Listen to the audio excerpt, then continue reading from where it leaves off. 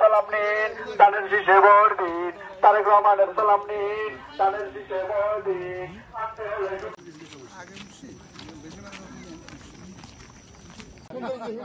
Candidate কই? Candidate নাই, হ্যাঁ ক্যান্ডিডেট বাদে তো অসুবিধা।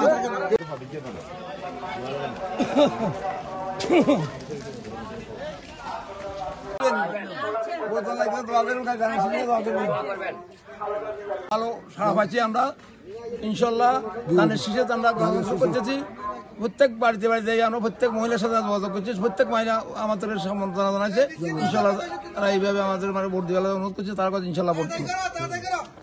সংযোগে আমরা বৃহৎ গোষ্ঠীকে সাড়া পাচ্ছি, কারণ সাধারণ মানুষের আস্থার প্রতীক এই ধানের শীষ।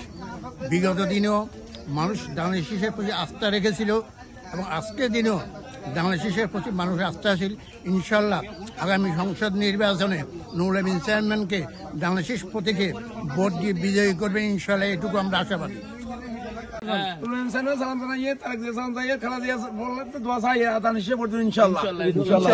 দল বিএনপিকে অগির আগ্রহে বাংলাদেশের আপামর জনগণ অত্যন্ত ভালোবাসে এবং জিয়াউর রহমান অত্যন্ত ভাগ্যবান ব্যক্তি, তার হাতে গড়া বহুদলীয় গণতন্ত্র প্রবক্তা। আজকে মিরসরাই চট্টগ্রাম 1 ধানের শীষের গণসংযোগে নুরুল আমিন চেয়ারম্যানের নেতৃত্বে এবং খালেদা জিয়ার জন্য রোগ মুক্তির জন্য দোয়া মাহফিল পরবর্তী আজকের এই গণসংযোগে প্রত্যেকটি ভোটার প্রতি আগ্রহী দেখায় আমাদেরকে অনেক আনন্দিত করেছে, উৎফুল্ল করেছে, যার কারণে আগামীতে ইনশাল্লাহ বিজয় আমাদের নিশ্চিত।